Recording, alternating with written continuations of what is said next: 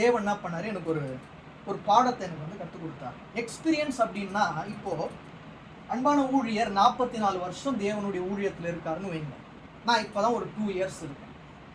அந்த 44 வருடங்கள்ல 44 வருடங்களும் தேவன் அவரை நடத்தியிருந்தா அவர் தாராளமா என்ன பண்ணலாம், என்னை 44 வருஷம் நடத்தினாரு, எனக்கு 44 வருடம் அனுபவம் இருக்கு அப்படின்னு என்ன பண்ணலாம், உள்ளத்தின் ஆழத்திலிருந்து தைரியமா சொல்லலாம். இப்போ நான் 2 வருஷம் வந்து ப்ரீச் பண்றேன்னு வைங்க.